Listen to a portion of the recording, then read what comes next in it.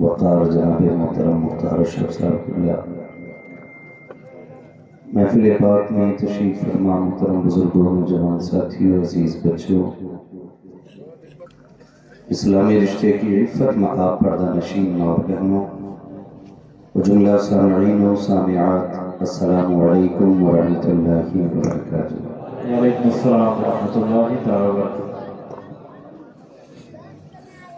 الحمد للہ رب العالمین والعاقبۃ للمتقین والصلاة والسلام علی رسولہ الکریم، اما بعد فاعوذ باللہ من الشیطان الرجیم، بسم اللہ الرحمن الرحیم۔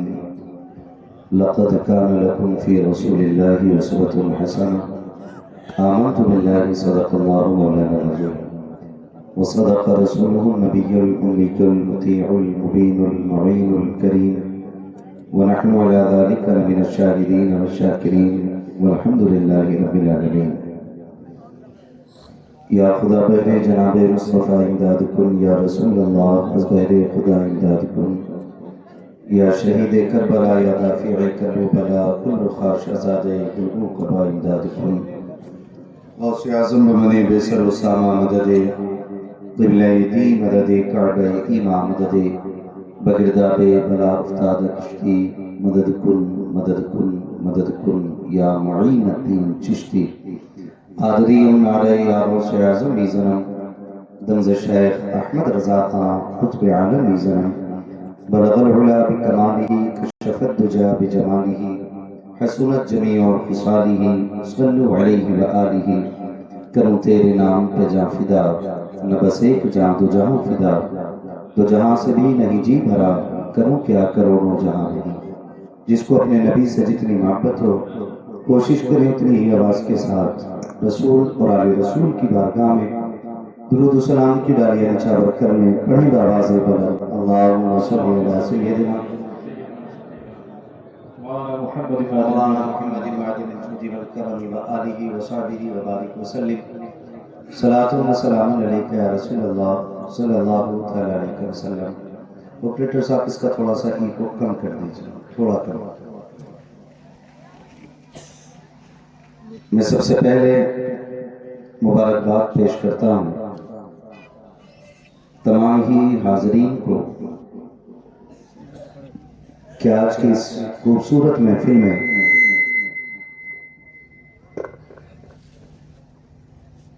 میرے مجلس کی حیثیت سے مولائے کائنات شیر خدا کا شہزادہ جلوگر ہے، اور آج کی محفل انشاءاللہ کامیاب ہی نہیں بلکہ مقبول بھی رہے گی، کیونکہ ہم مسلک اعلیٰ حضرت والے لوگ ہیں، اور ہمارے امام نے ہمیں یہ سلیقہ سکھایا ہے کہ جب بہت بڑے لوگوں تک آپ کی رسائی نہ ہو تو پھر ان کے شہزادوں کی جوتیوں سے لگ جایا کرو، اور گردن جھکا کے یوں کہا کرو تیری سرکار میں لاتا ہے رضا اس کو شفیع۔ بول سکتے ہیں تو بولیں سبحان اللہ۔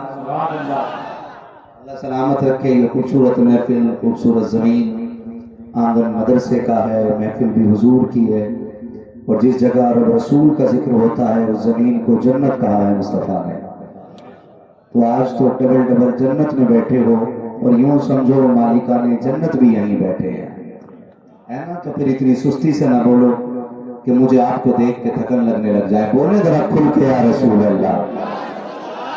ہاں جی، کچھ لوگوں نے ابھی ہاتھ نہیں اٹھائے، مرضی ہے ان کی۔ میں ان لوگوں کی داد چاہتا ہوں جو میرے لیے نہیں حضور کے لیے آ کے بیٹھے ہو۔ ہاں، ہاتھ اونچے ہو گئے، آواز اونچی نہیں ہوئی، کوئی بات نہیں، مگر میں الیکشن نہیں لڑ رہا ہوں کہ میں ہاتھ گنوں گا۔ میں چاہتا ہوں ایسی آواز نکلے کہ یہ آواز کربلا شریف ہوتے ہوئے نجف اشرف کے راستے سے گنبد خضرا تک جانی چاہیے۔ ان کے بھی نظر یا رسول اللہ۔ کیا بات ہے، سلامت رہیں۔ ہمیں سرکار اعلیٰ حضرت نے سکھایا کہ جب بڑوں کی بارگاہ میں حاضر ہو، اور یہ تو ایک اصول دنیا داری کا بھی ہے، جب کسی بڑے آفیسر کی بارگاہ میں اپنی سنوائی نہیں ہوتی ہے تو ہوشیار لوگ ان کے بچوں کو گود میں اٹھا لیتے ہیں اور 150 روپے ان کی جیب میں ڈال دیتے ہیں۔ اور یاد رکھیے گا، باپ کتنا سخت مزاج کیوں نہ ہو، اگر اولاد ضد کر جائے تو باپ مان جاتا ہے، اور بیٹا ہو سلمان میاں جیسا، نانا ہو مصطفیٰ جیسا، گھرانہ ہو فاطمہ جیسا، پھر خدا کی قسم یہاں لب ہلانے میں دیر لگے گی، انہیں دریا بہانے میں دیر نہیں لگے گی۔ تیری سرکار میں لاتا ہے رضا۔ پھر چپ گئے آپ لوگ، میں ہٹ جاؤں گا، میری کوئی زبردستی نہیں ہے، میری عادت ہے جب تک سنو گے اتنی دیر سناؤں گا، زبردستی اپنی بات آپ کے منہ پہ نہیں تھوپوں گا۔ حضور سید صاحب قبلہ کا حکم تھا، کرسی تک آ گیا، حکم مکمل ہو گیا، اب چلا بھی جاؤں گا تو میں نافرمان نہیں کہہ رہا، اب آپ کو بولنا ہے، بولو سبحان اللہ۔ ہاں جی، اور محفلوں میں یہ خیال رکھا کریں جو سننے کے شوقین لوگ ہوں، جنہیں سلیقہ آتا ہو، وہ آگے بیٹھا کریں، باقی لوگ پیچھے بیٹھ جایا کریں۔ اگر آپ صحیح جگہ بیٹھے ہیں اور صحیح لوگ ہیں نا تو پھر صحیح بن جائیں گے۔ میں سمجھو ڈرائیور ہوں اور آپ کنڈکٹر والی سیٹ پہ بیٹھے، آپ سو گے تو میں بھی سو جاؤں گا، اگر آپ جاگتے ہوئے سنو گے تو پھر ویسی گفتگو ہوگی، ہے نا؟ حضور سید صاحب قبلہ بیٹھے ہوئے، اس سے بڑی خوش نصیبی کیا ہوگی؟ راتیں تو کئی گزری ہیں نا، کوئی چوک میں گزر گئی، کوئی روڈ پہ گزر گئی، کوئی ہوٹل میں گزر گئی، کوئی چوراہے پہ گزر گئی، اور یہ صاحب ہر رات کا ہونا ہے۔ اللہ پوچھے گا فلاں رات کہاں گزاری؟ شادی میں تھے، کیا کر رہے تھے؟ اگر ڈی جے کے آگے گزری ہے تو پھر شرم کے سوا کچھ نہیں۔ چائے کی دکان پر بیٹھے تھے، اگر غیبت میں گزر گئی ہے تو پھر شرم کے علاوہ کچھ نہیں۔ اگر آج کی رات کے بارے میں پوچھا گیا فلاں رات کہاں تھے؟ مالک تیرے ذکر کی محفل سجی تھی، کس جگہ تھے؟ مدرسے کا آنگن تھا، گواہ کوئی ہے تو پھر ہم علی کے لال کا ہاتھ پکڑ کے لائیں گے، مالک یہ بھی تھے اور ہم بھی بیٹھے ہوئے تھے۔ اور جب یہاں تک بات پہنچے گی تو پھر سرکار اعلیٰ حضرت کہتے ہیں تیری سرکار میں لاتا ہے رضا اس کو شقی جو میرا غوث ہے اور لا بلا بیٹا تیرا۔ تو آج کی یہ محفل کئی پہلوؤں سے کامیاب ہے، اللہ اس محفل کو مقبولیت کی ضمانت عطا فرمائے۔ اراکین کمیٹی کی کوششیں، محنتیں صرف اس لیے ہوتی ہیں کہ ہم ایک محفل سجائیں، اس میں اتنے بڑے لوگ بھی آئیں کہ جن کے چہرے کو دیکھنا عبادت ہو، اور ایسے لوگ بھی آئیں جو ہمارے دلوں کی صفائی کی بات کر جائیں۔ اگر ہم میں سے کوئی اس نظریے سے بیٹھا ہے کہ دیکھیں کہ بھائی موبائل پہ دیکھا تھا کرسی کتنی توڑتا، مائک کتنی توڑتا ہے، تو وہ چلا جائے۔ ہمارا کام حضور کی نوکری کرنا ہے، اور کوشش یہ رہتی ہے کہ سرکار کا پیغام امت تک پہنچ جائے۔ آپ یہ خیال لے کے بیٹھیں کہ بات اگر فائدے کی ہوگی تو عمل کریں گے انشاءاللہ، کریں گے انشاءاللہ، وعدہ کرتے ہیں انشاءاللہ۔ ضروری نہیں کہ 100 باتیں کہی جائیں اور 100 لوگوں میں کہی جائیں، 100 کی 100 باتوں پہ عمل ہو جائے اور 100 کے 100 لوگ عمل کریں۔ ایک بات پہ اگر ایک بندے نے بھی عمل کر لیا تو میں سمجھوں گا کہ میری محنت کامیاب ہو گئی ہے۔ نوجوانوں، رب کا شکر ہے کہ اس نے ہمیں مسلمان بنایا ہے۔ جن کو اس بات پہ ناز ہے وہی بولیں سبحان اللہ۔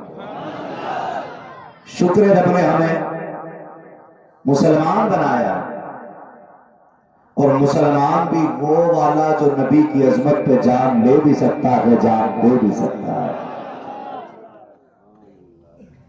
اور یاد رکھیے گا، اعلیٰ حضرت فرماتے ہیں کہ جان ہے عشق مصطفیٰ، روز فضو کرے خدا، جس کو وہ درد کا مزہ نازے دوا اٹھائے۔ عشق مصطفیٰ یہ جانے ایمان ہے، عین ایمان ہے۔ اگر حضور کا عشق سینے میں نہیں تو پھر کچھ بھی نہیں۔ شکر رب نے ہمیں مسلمان بنایا اور حضور کا عاشق بنایا، اور کرم بالائے کرم یہ کیا کہ ہمیں حضور کی حال کے قریب فرما دیا ہے۔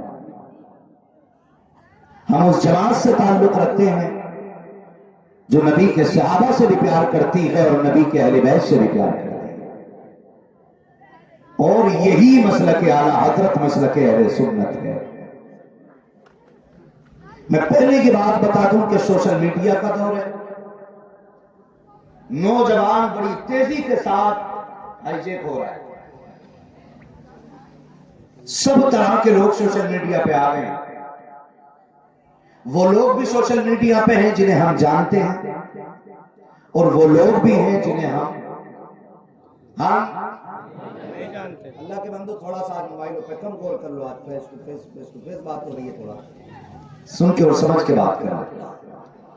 جن کو ہم نہیں جانتے، جن کو جانتے ہیں جیسے سید صاحب ہمارے علماء اہل سنت، ان کے مشہور چہرے، تو ہم جانتے ہیں یہ مسلک اعلیٰ حضرت کے مبلغ ہیں۔ ہم انہیں آنکھیں کھول کے بھی سنیں اور دل کھول کے بھی سنیں، اور ایسے چہرے جنہیں ہم نہیں جانتے تو ایسے لوگوں کو فوراً اسکپ کر دیں۔ نہ انہیں جاننے کی ضرورت ہے اور نہ انہیں سننے کی ضرورت ہے اور نہ ہی ان سے سیکھنے کی ضرورت ہے۔ آپ کے سکھانے کے لیے جو سب سے مضبوط پایا ہے وہ آپ کی مسجد کا نماز پڑھانے والا عالم۔ آپ اس کی بارگاہ میں جائیں، اگر آپ کو کوئی مسئلہ سمجھ میں نہیں آ رہا، آپ تو معاملہ اللہ خیر فرمائے، فرائض وضو جاننے تو مولوی تک نہیں جا رہا، موبائل میں چیک کر رہا وضو میں فرض کتنے، مسا کیسے کیا جائے۔ اگر کسی نے شافعی مسلک پہ بتا دیا کہ بھیگی انگلی لگا لو تب بھی مسا ہو جائے گا، پھر مسئلہ بڑبڑا جائے گا نا۔ تو اس سے پوچھئے جس سے ہمیں صحیح پتا چلے۔ اچھا، حضرت گوگل وہ مفتی ہے کہ جس کے فتوے کے بعد بھی دل مطمئن نہیں ہوتا۔ آپ اپنی مسجد کے امام سے آ کے پوچھئے، وہ جو بتا دے گا اس پہ 100% آپ کا دل مطمئن ہو جائے گا۔ ایسا ہے کہ وہ لوگ، بڑا دکھ ہوتا ہے، کئی مسجدوں میں یہ سننے کو ملتا ہے کہ کل تک جو تھا یہ ہاتھ یہاں باندھ کے نماز پڑھتا تھا، 3 مہینے سے یہاں ہاتھ، اور پھر وہ بحث ہمارے علماء سے کرتے ہیں، ہمارے علماء سے کرتے ہیں، کبھی رفع یدین پہ بحث ہے، کبھی ٹھانگے پھیلانے پہ بحث ہے۔ یاد رکھیے گا، جتنے فرقے ہیں یہ جماعت اہل سنت سے نکلے ہیں۔ سن رہے میری بات؟ یہ مسلک اہل سنت سے بنے ہیں جتنے بھی فرقے ہیں، اور اہل سنت وہ جماعت ہے جسے مصطفیٰ نے بنایا۔ یاد رکھیے جو میں سمجھانے لگا، اہل سنت کو مصطفیٰ نے بنایا، اور باقی دیوبندی، وہابی، چکرالوی، جبائی، بابائی، اہل خبیث، یہ جتنے بھی فرقے ہیں یہ جماعت اہل سنت سے نکلے ہیں۔ اور یاد رکھیے جنت میں وہی جائیں گے جو مسلک اہل سنت والے ہوں گے۔ یہاں ایک بات یہ بھی صاف کر دوں، جب ہم اہل سنت ہیں تو مسلک اعلیٰ حضرت کیوں لگا رہے ہیں؟ تو بھائی یہ ہمارے بڑے لوگ جن کے قدموں کی خاک ہماری قسمت کی معراج ہے، یہ آپ کو بتائیں گے کہ یہ نعرہ آج کے مولویوں نے نہیں، یہ نعرہ اس وقت کے سادات اکرام نے عطا کیا تھا۔ بھیا اس ایکٹنگ کو صحیح کر لو، یہ بغیر مائک کی بات کر رہے ہیں۔ کس نے دیا تھا؟ سادات اکرام، جو ہمارے مشائخ گزرے ان کا کام ہے۔ اور کیوں دیا؟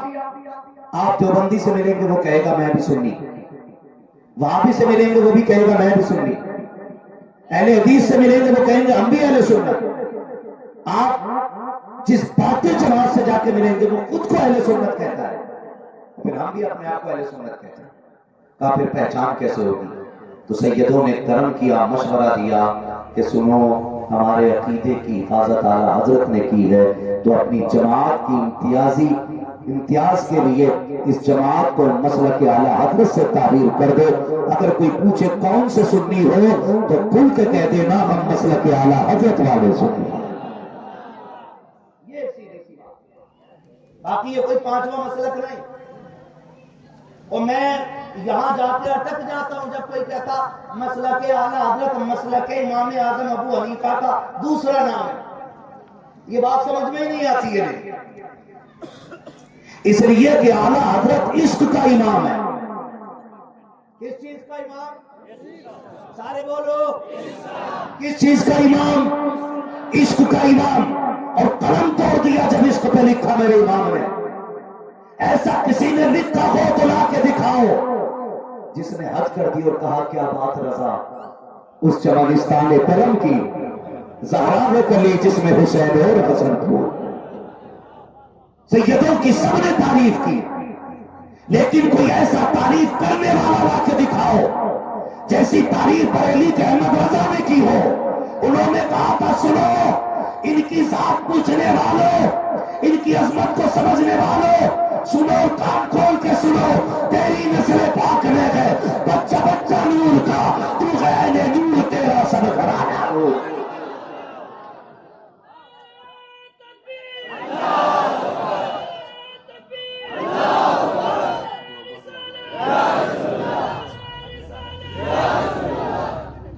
اور جو ہے سارے لوگوں کی نوجوان کو ایمان بچانا بڑا مشکل ہو گیا ہے، بڑا مشکل ہو گیا ہے۔